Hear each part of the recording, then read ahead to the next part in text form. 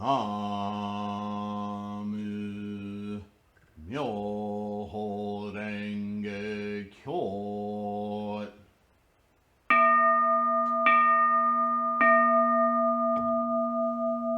Namu Myoho Renge Kyo.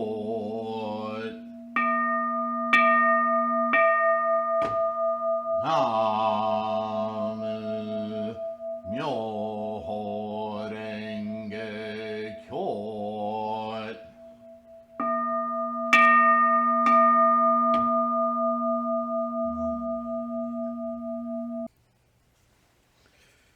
Namo Myoho Renge Kyo. So this is fascinating, right? In the last video, I talked about how some of the rhetoric we were reading in this Vairochana Sutra of the Pure Land, or the Shingon sect, Subakarashima and his cohort Yijing. And basically what Subakarashima had done is taken an early sutra, not Hinayana, but very early Mahayana, Agama, the bridging point. It's firmly in early Mahayana, I suppose. Most academicians would agree. But the reason I'm vacillating on that is because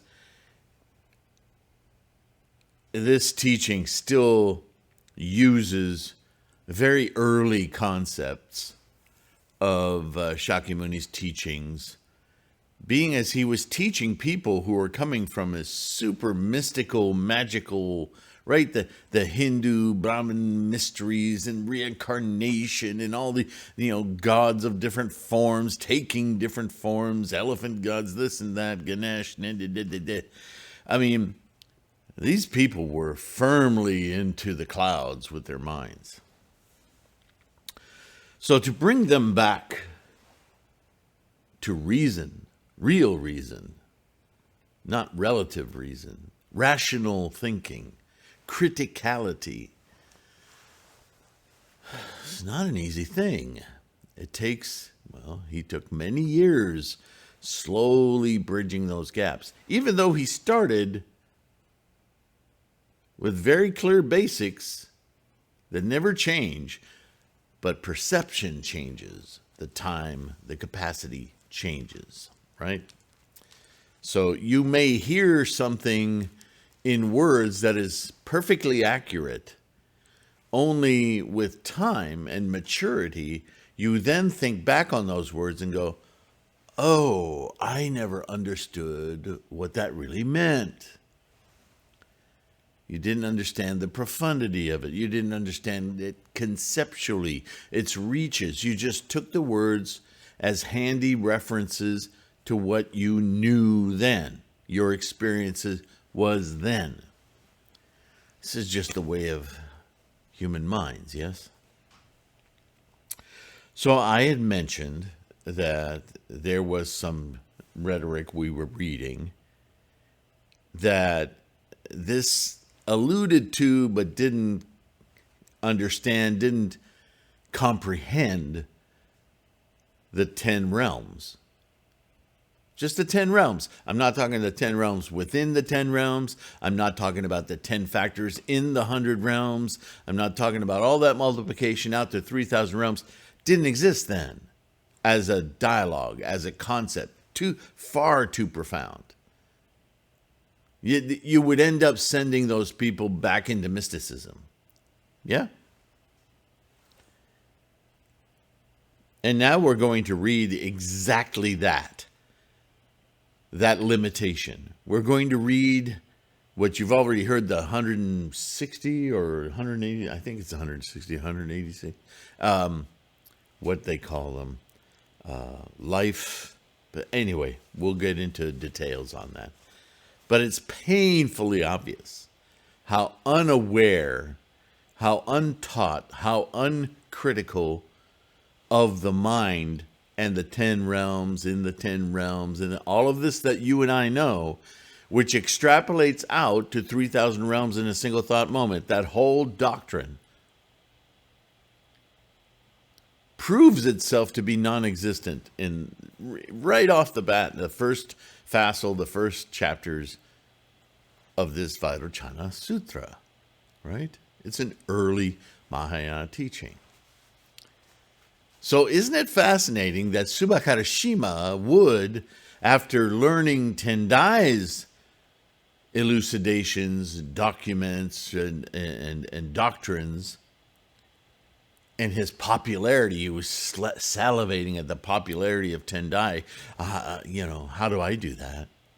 And he teams up with Yixing and introduces, and we haven't read it yet, so I'm curious to see what that's going to look like, introduces the idea, and it may not be, and there are three main sutras that Shingon uses to sectify itself, where he actually inculcates the teachings of Tendai as though they were there all along, which isn't completely wrong, but the intent may have been there, but the actual doctrine and understanding certainly wasn't there. And it's obvious as we read this first part of this sutra, he had no clue. So for him to just slip that in there like, oh yeah, we knew that. No, you didn't. You wouldn't have said any of this other stuff had you known. You're He's crapping all over his own pedestal.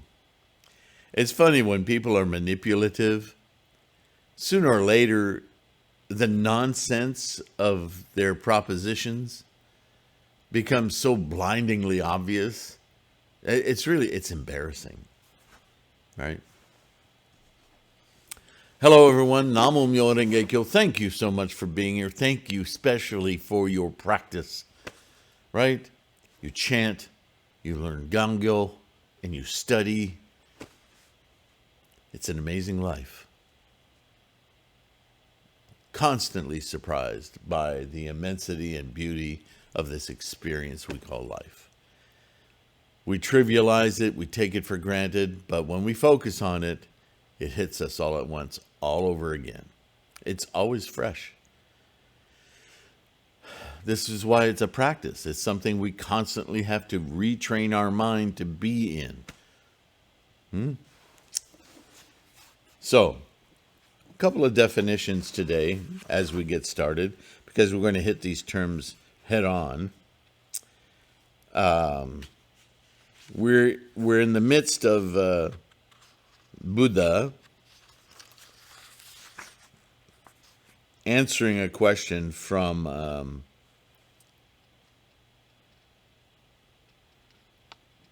what is his name now? My goodness. They keep saying Lord of Mysteries in here. I freaking hate that. Vajrapani. Okay. Much easier to digest. Vajrapani. Multiplying by 2 once, twice, 3 times, 4 times, and 5 times. There are altogether 160 minds. That's what I was referring to a moment ago. So let's see what the footnote says about the 160 minds. This is important, and I'm doing it because I want you to see how closely tied this rhetoric, this teaching, is to early Hinayana teachings. You remember the 12-linked causal chain, the Nidana? I have videos on this channel just about that 12-linked causal chain, the Nidana.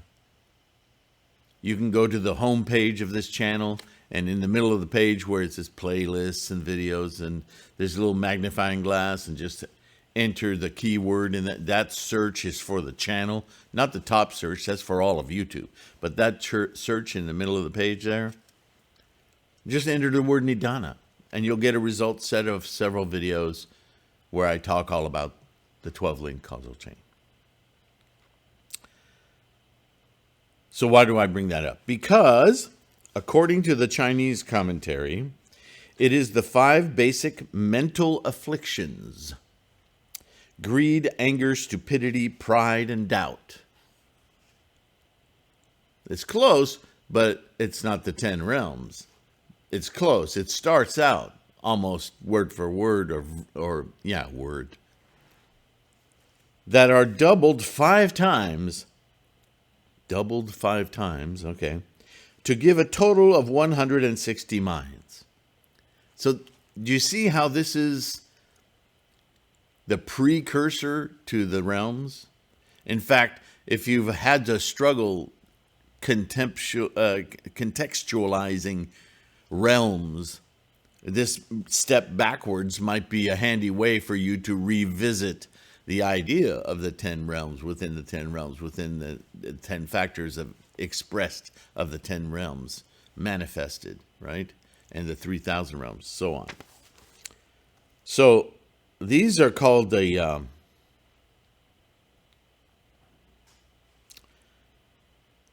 mental afflictions. They're sickness. They're the source of delusions, the attachments. Now, all these different words talking about the same thing, our tendencies and conditions. And when we have anger or greed or stupidity or pride or doubt, those conditions and tendencies have particular ways of expression.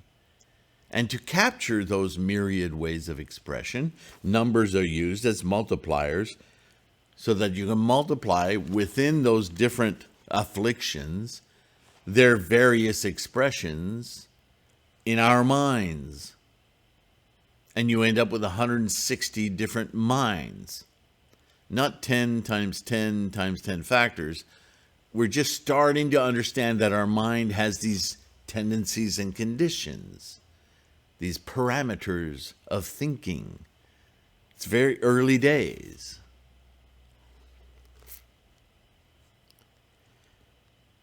Buddha Guya, on the other hand, presents a complicated system of calculation to derive the 160 minds from the 60 minds that have just been described. A different way of multiplying to come out to the same numbers. Suffice it to say that our minds categorize and cubbyhole every experience into a certain grouping. And that's about as far into the realms as we get at this juncture. So if this is what you know, how do you suddenly, the 3,000 realms, we know. No, you didn't. You don't even understand the 10 realms yet. You're just struggling with the functions of your own mind. And then this leads to, when one transcends the mundane three false attachments. What the hell is that? Well, in the Chinese translation, kalpa, eon, has been interpreted as vikalpa, or false discrimination. So this is our issue with time.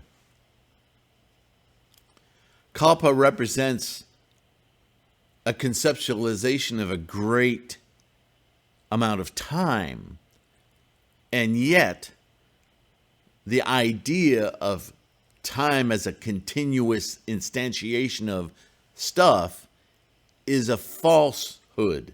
It's an illusion, right? We're moment to moment to moment to moment. We're not there yet. We're still talking about this time period being equivalent to an illusion. It goes on to say, and according to the Chinese commentary, transcending the mundane three false attachments, quote unquote, means to eradicate three levels of attachment. So while you're traveling in these different minds of greed, anger, stupidity, so on, with all of their various manifestations, the way that the mind becomes enamored of, supportive of, clinging to certain parts of that 160 minds is either gross, in other words, accepted in total, no question at all. Subtle, well, I'm influenced by that thinking, even though I may not understand it, that's kind of a guidepost for me. And the very subtle, You're not even sure, but you feel like maybe that's right. They're just different levels of mental commitment to those delusions. According to the Tibetan translation, and this is perfect because this is a core problem of Tibetan Buddhism. On the other hand, the 160 mundane minds are transcended in 3 eons. They just out and out assume that the time component is just a duration of your delusion. And, they solve that problem with the mysticism of Hinduism, reincarnation, which is not Buddhism. And the Dalai Lama knows this. His excuse for not saying it is that he doesn't want to hurt people's feelings. What? You can look up in this channel where I talk about the Dalai Lama. When one transcends the mundane 3 false attachments, the supermundane mind is born. So there's a mind, this is a finger pointing now, there's a mind outside of this process that you're grinding away at. This operational 5 minds multiplied by different manifestations of it and levels of commitment you have to each of those. That's your earthly mind. But there's a supramundane mind operating outside of it that you don't know yet that you have. Wonder what that is. That is to say, having thus understood that there are only the 5 aggregates, we know that, so they're aware of Vasubandhu, right? And no self. Now we're on the borderline of what do you mean by no self, right? One lingers on in cultivation, associations with the 6 sense organs, the 6 sense objects, and the 6 elements, i.e. the 6 consciousnesses, right? Sight, sound, smell, taste, feeling, right? Haven't gone into 9. We're only talking about 6 consciousnesses here.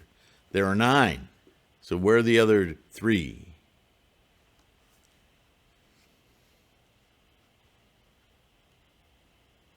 Pulls out the stumps of karma and mental afflictions and the seeds of ignorance, whence are born the 12 causes and conditions of dependent arising, and dissociates oneself from the schools of established purity, and so on.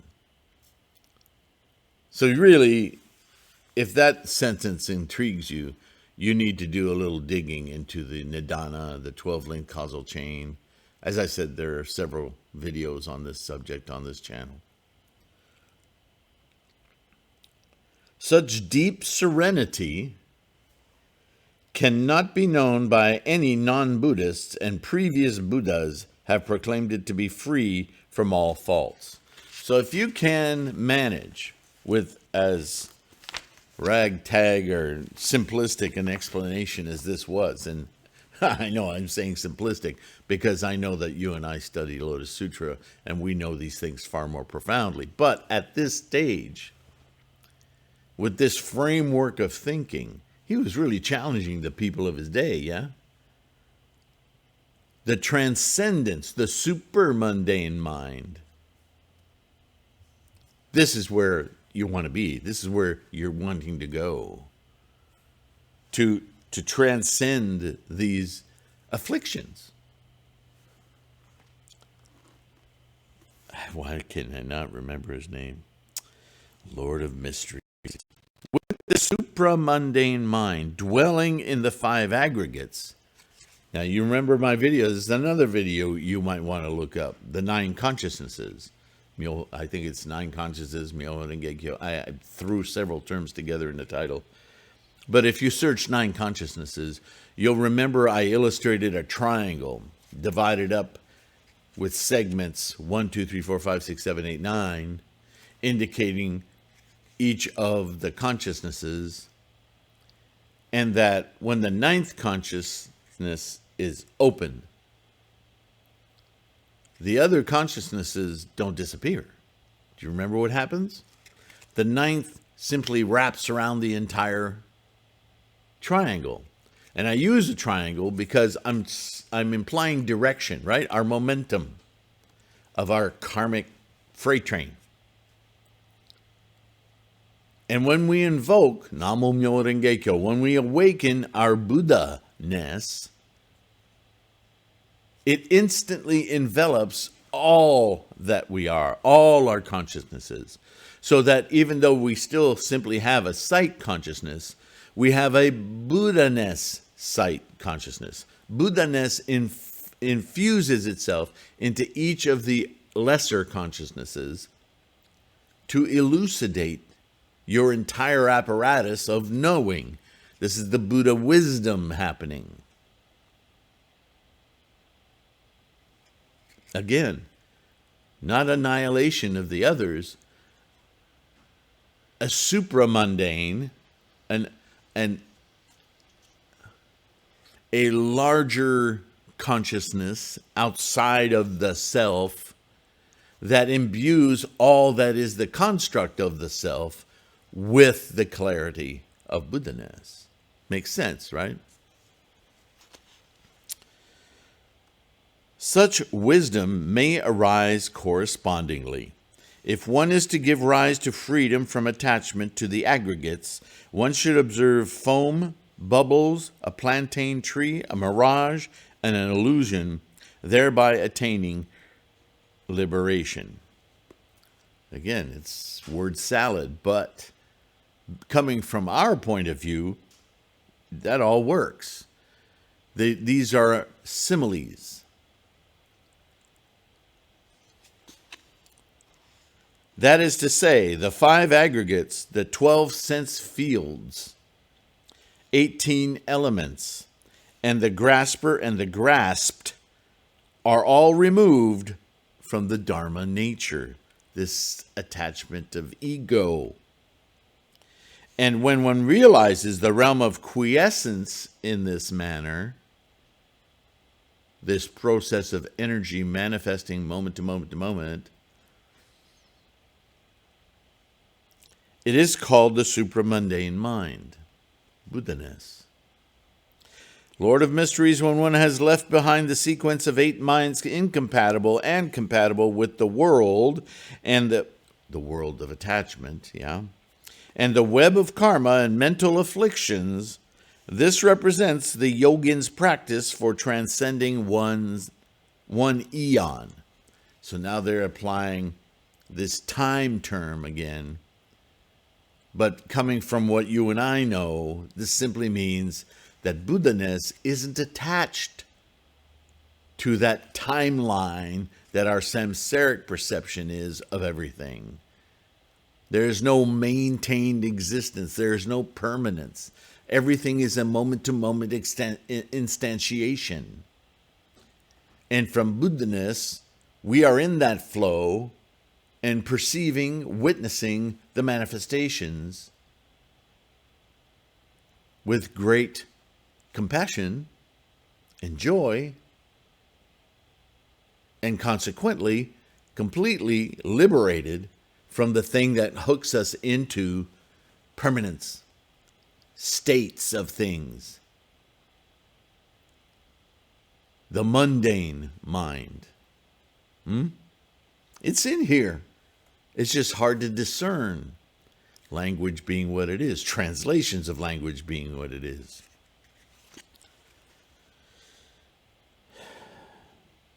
Next, again with this Lord of Mysteries. Man, why can't I remember his name? It's really frustrating me. It's impossible. Vajrapani. It's not so hard. Vajrapani. Okay. Next, Vajrapani. There is the practice of the great vehicle whereby one generates the mind of the vehicle without any object of cognition and understands that dharmas have no self-nature. We've heard this rhetoric before. How?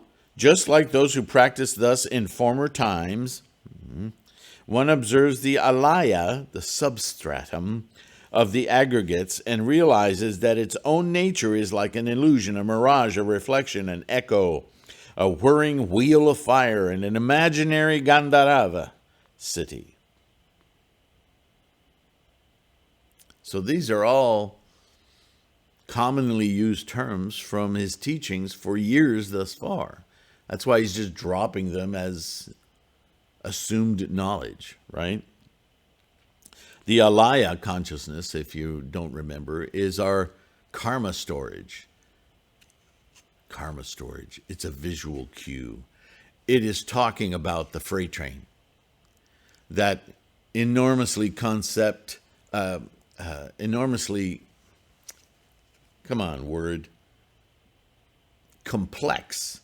collection of energetic formations that collectively form our idea of I, of ego.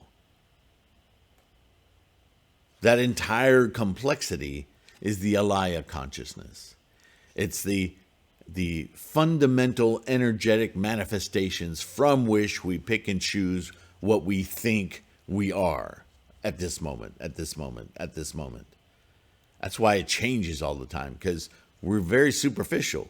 There's so much of it going on. We can't conceive of it in our earthly, mundane mind in its totality.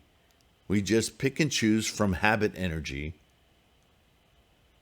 what we like, what we don't like, and that remainder is, for now, this moment, who I am, right? Who I is, I should say.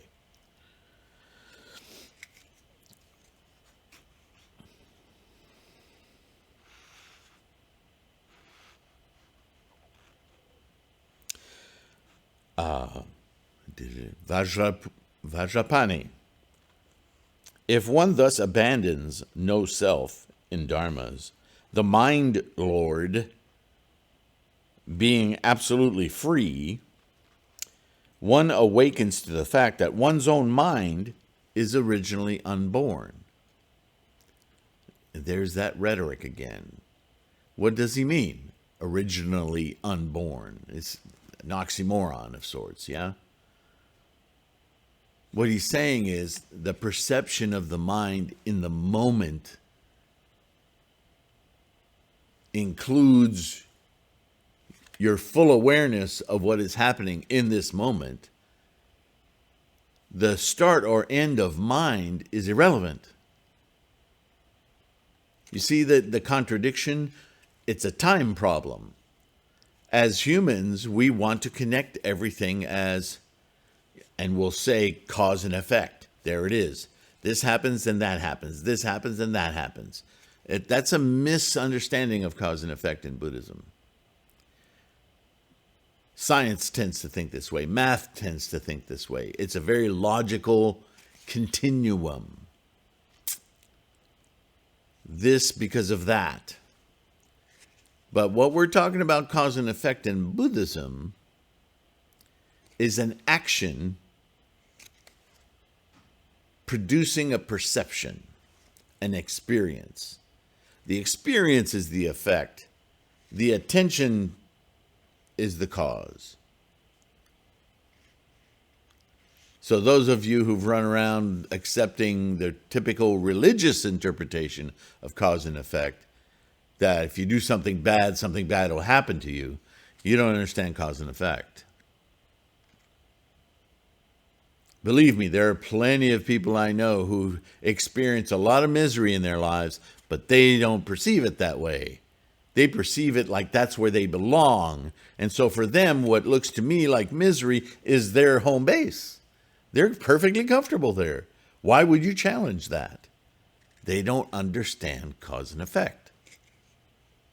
It's tough, I understand. And don't feel singled out because I'm pointing it out, but you need to know.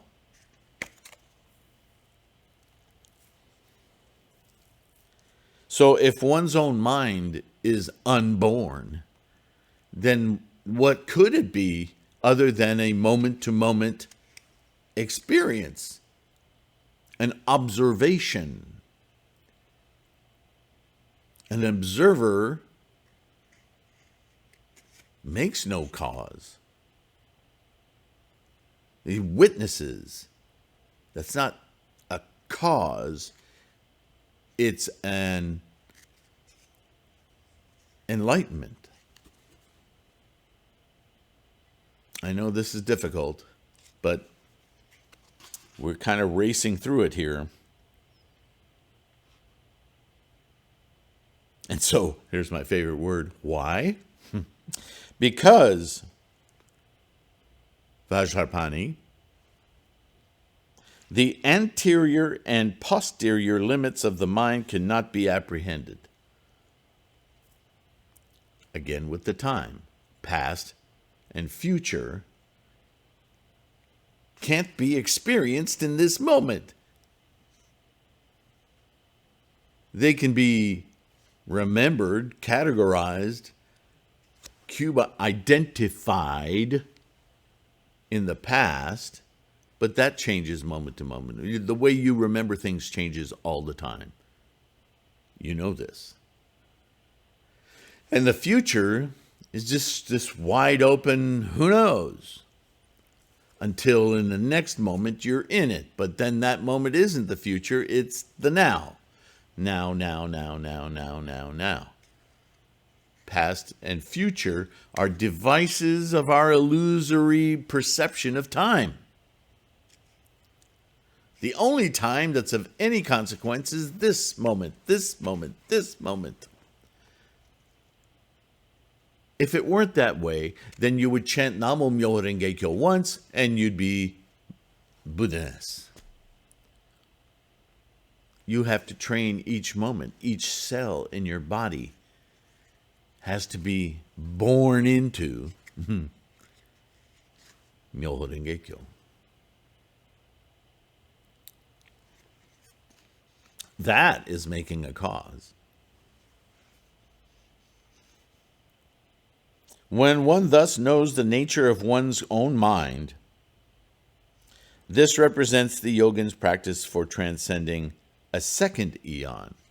So now he's using the device of time to indicate the accumulation of merits, we would say, as Lotus Sutra practitioners, to lead your mind toward enlightenment, using the device of time.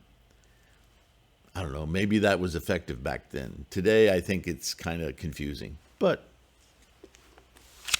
we're not those people anymore, yeah?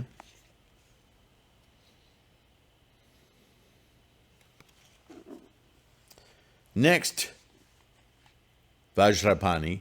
It's getting easier for me to remember.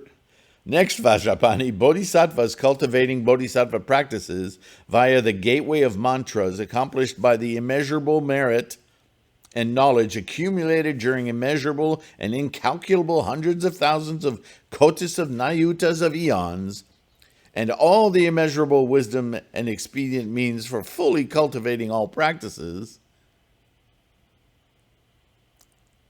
they become a refuge for the worlds of gods and humans.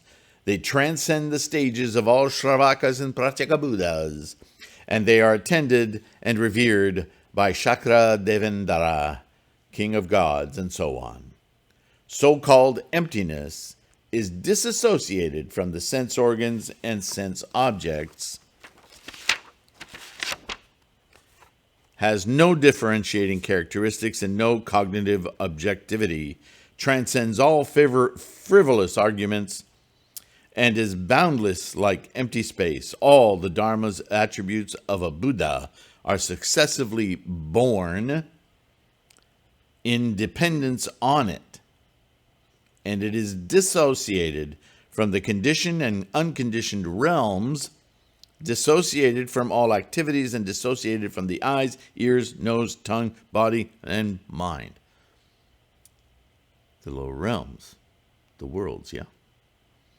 Then is born the mind utterly without own nature. Vajrapani. Such an initial mind the Buddha has declared to be the cause for becoming a Buddha. Although liberated from karma and mental afflictions, it still has karma and mental afflictions as its base. The world will venerate such a person and should always make offerings to him. So,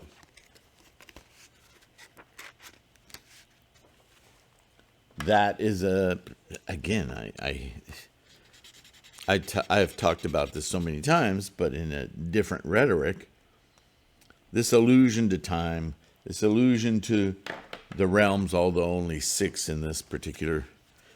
And the interesting discussion suddenly brings up Bodhisattva.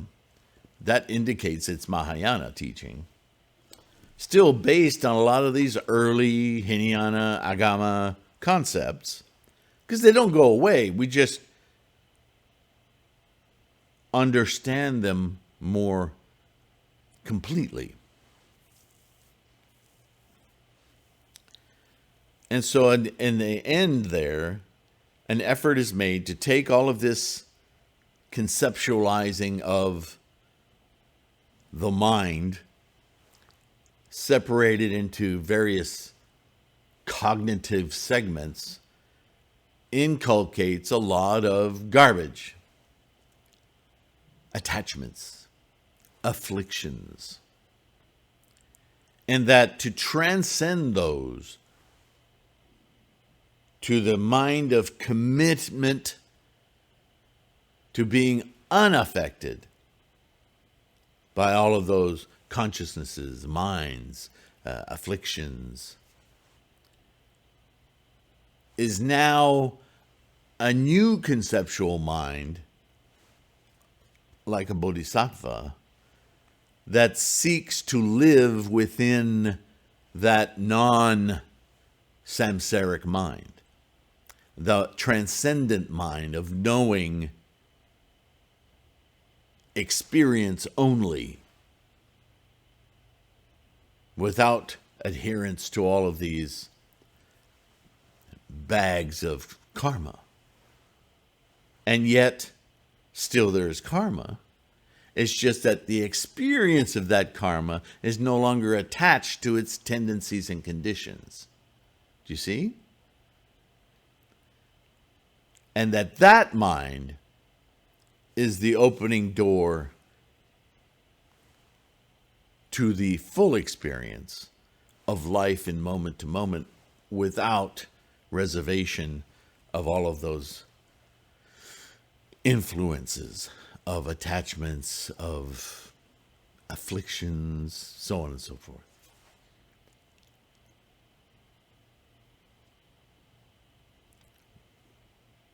Words, it's really rough around the edges here. But you can see from what we know as Lotus Sutra Buddhists, we can see what this is pointing to. The evolution of figuring this out.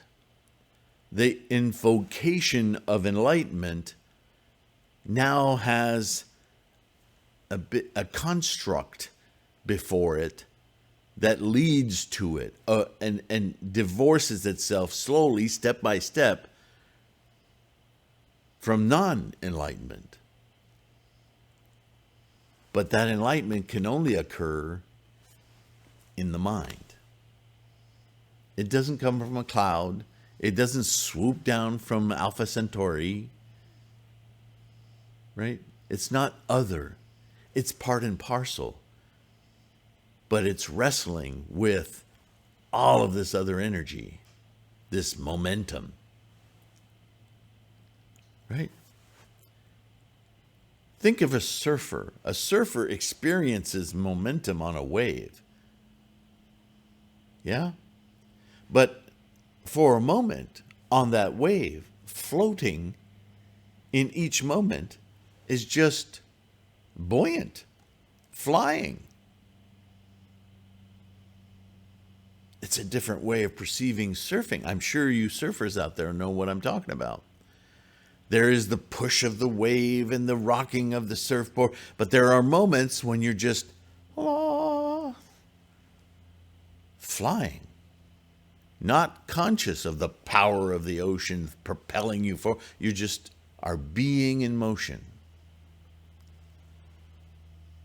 Yeah, let me know in the comments some experience where that's happened in your practice, right? Okay. Moving on.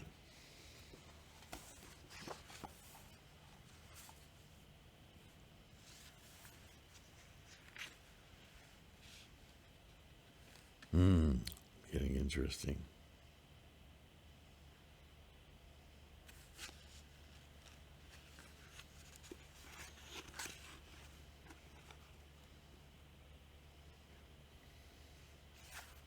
I lost my place, folks. Did I just... I guess I was just flying there for a moment. Okay. And so, Vajrapani. Yeah.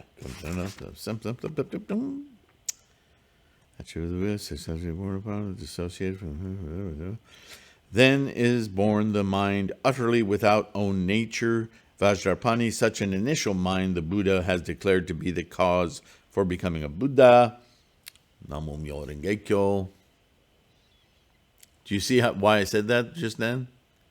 Because the cause we make when we chant Namo Myoho Renge Kyo is the cause for Buddha-ness.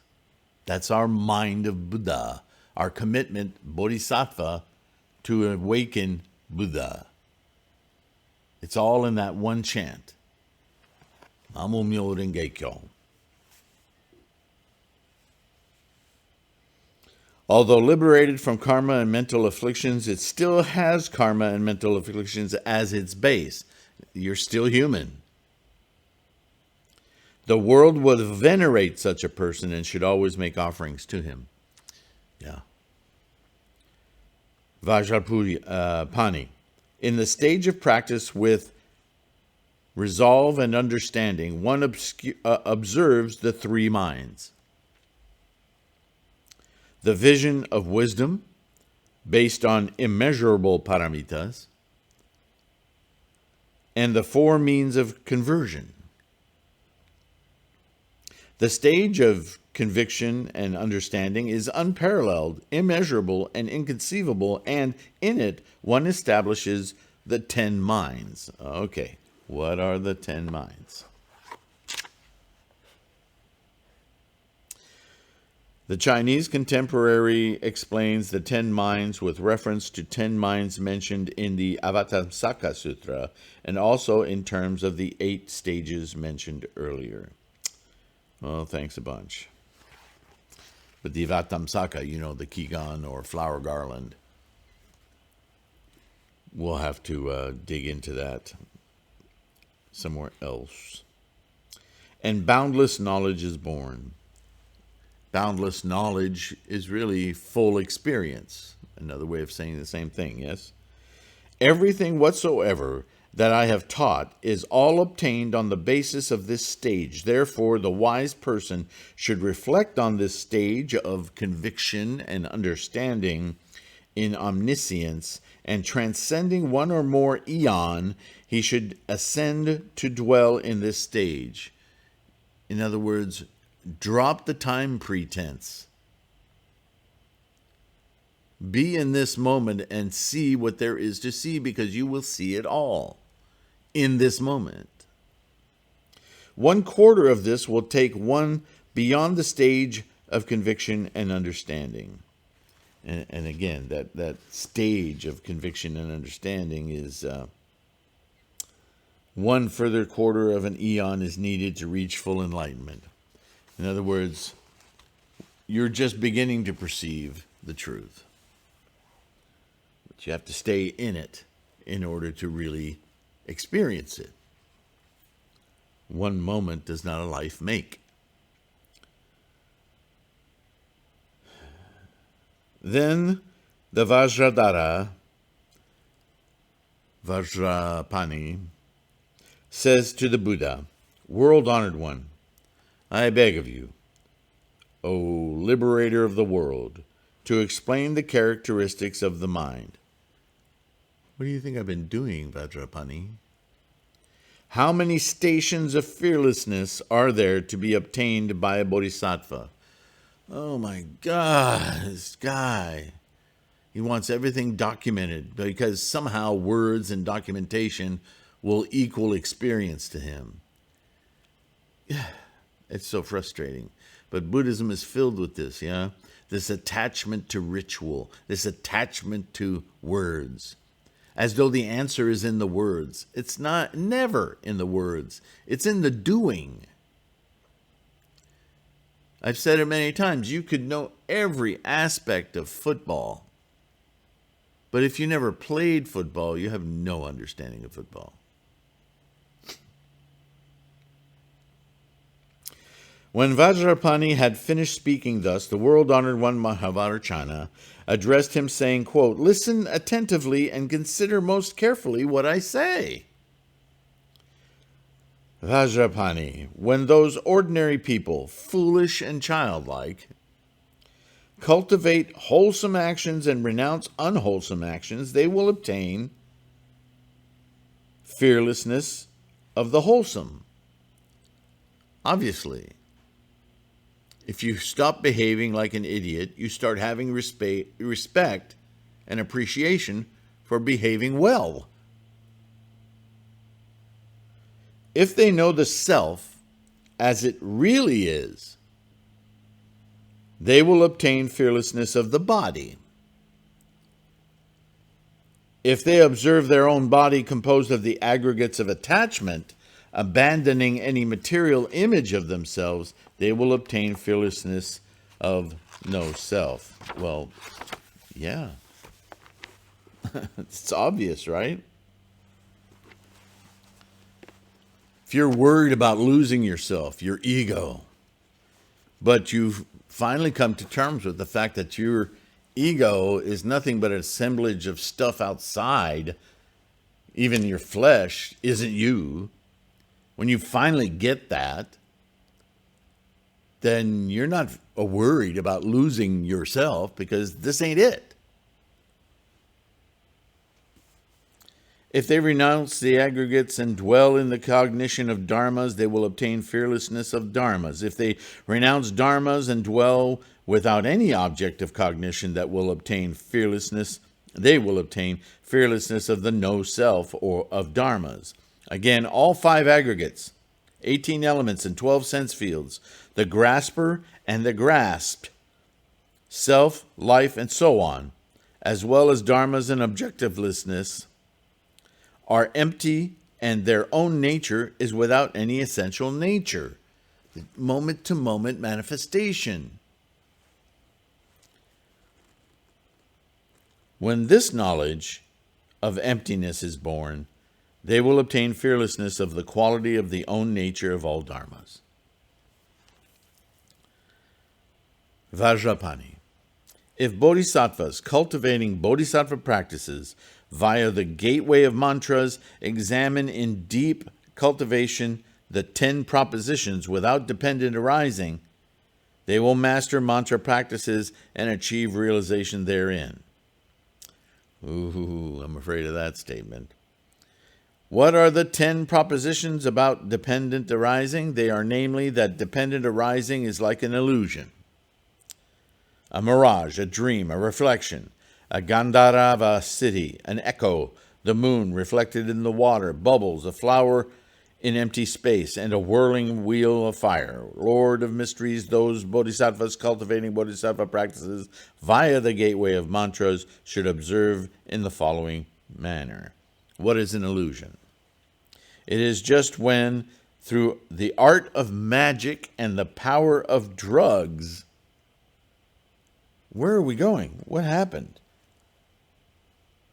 Various visible images, both those creating other illusions and those created, deceive one's eyes so that no one sees remarkable things that produce one another in succession, coming and going in the 10 directions, and yet they neither go nor do they not go. Why? Because their original nature is pure. In the same way, illusions produced by mantras are able to produce anything through success in recitation. Wow, this just got totally mystical. Where did that come from? That's really disappointing.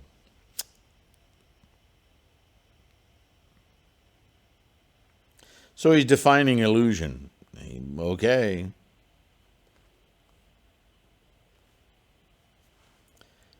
Next, Vajrapani. Let's just go on and see how this might resolve itself. A mirage is by nature empty. It is in dependence on the false notions of worldlings that it is established and may be spoken about, in the same way that notions of mantras is merely a provisional designation. Okay, so that's a complete reversal of the power of mantras. Basically saying its magic spells are all bullshit, right? Next, Vajrapani. Just as things seen in a dream last for a day, a muhurta, 48 minutes, a ksana, an instant, a year or some other period of time, here are back at time, are of various strange kinds and cause experiences of all manner of sufferings and happiness, yet upon awakening there is nothing whatsoever to be seen.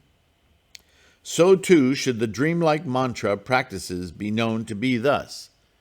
So it sounds to me like Shakyamuni's calling out all of these current fascinations and rituals of people as they are just complete, total other nonsense. Next, he says to Vajrapani, with the analogy of a reflection, one comprehends how mantras are able to produce siddhi, just as a face in dependence on a mirror manifests an image of the face. So, too, should one understand siddhi produced by mantras. Illusions, again. You can convince yourself of anything, given the right mysticism. Next, Vajrapani, with the analogy of an imaginary Gandhavara city, which is talked about in the 3rd chapter of the Lotus Sutra, one comprehends the accomplishment of a palace produced as siddhi. It's an illusion you tell yourself and you make it real as a goal to head toward, only to be disappointed eventually that it is an illusion, a created idea. Next, Vajrapani, with the analogy of the echo of one comprehends the sound of mantras, just as an echo exists in dependence on sound, so too should the mantrin understand mantras. Right? It's like singing a song or anything else. You get into a certain mindset, but that mindset is a construction of the mantra or the chant, song, right? Which we use in Namo Myo Renge Kyo, but for a very specific purpose. I also have videos on that subject. How the Daimoku works. How does chanting work? That's a video title I remember from years ago.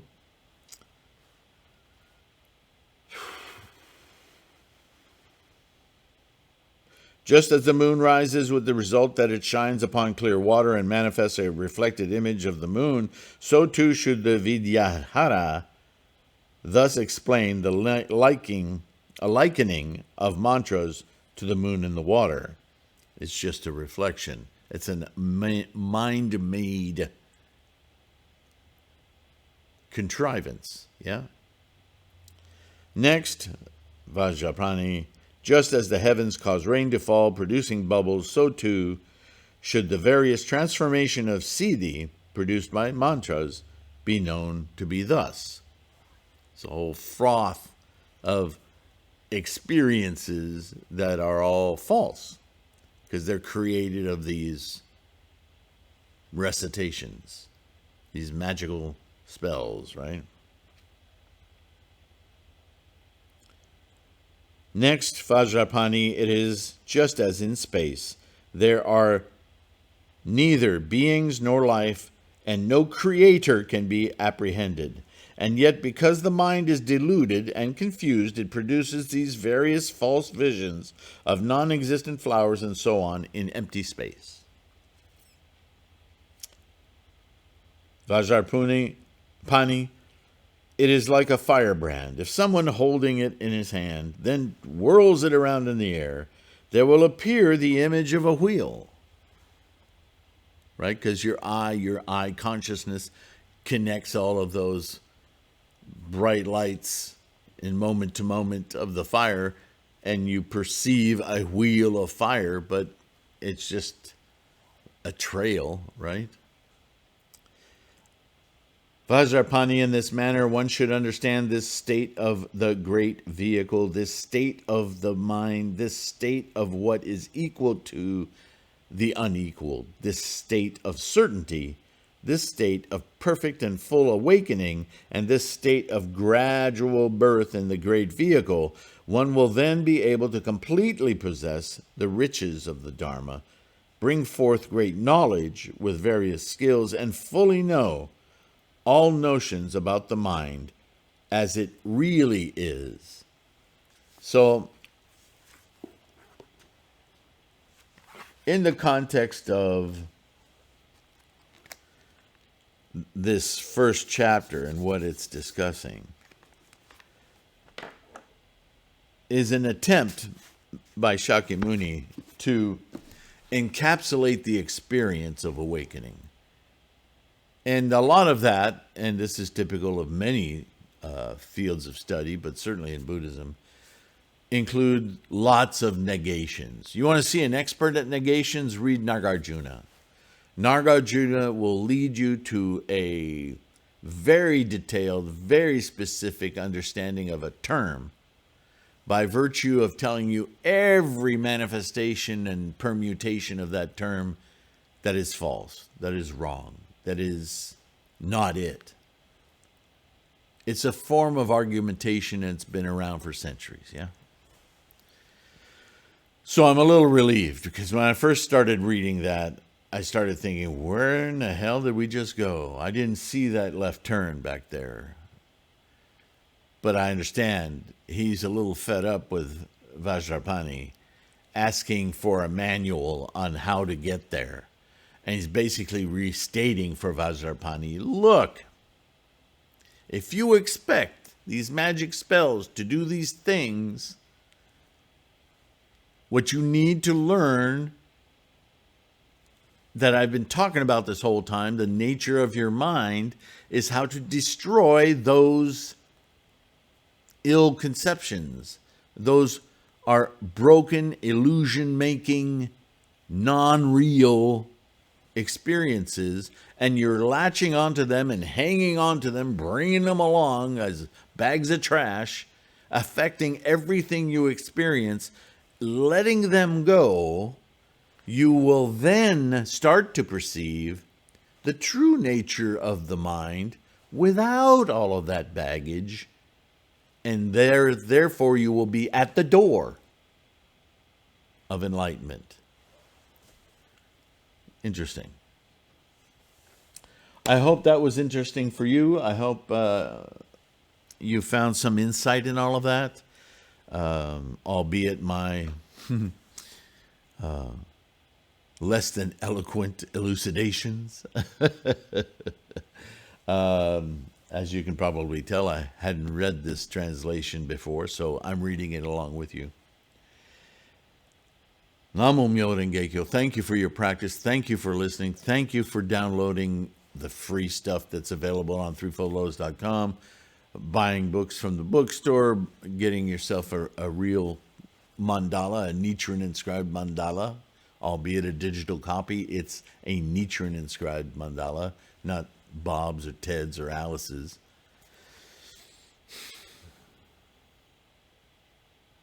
Thank you for your practice. Little by little, we are affecting the world. We need to bring this world back to reason, rationality, effective communication, instead of just polarization. Where's the end game in that? Ugh. Right? Thank you, thank you, thank you. Patrons, amazing. Thank you for your support. All of you, remember to be kind to yourself. And in that spirit, take care of your health. That's being kind to yourself. It makes your practice easier, more successful, yeah? And I will see you in the next one. I promise. Bye for now.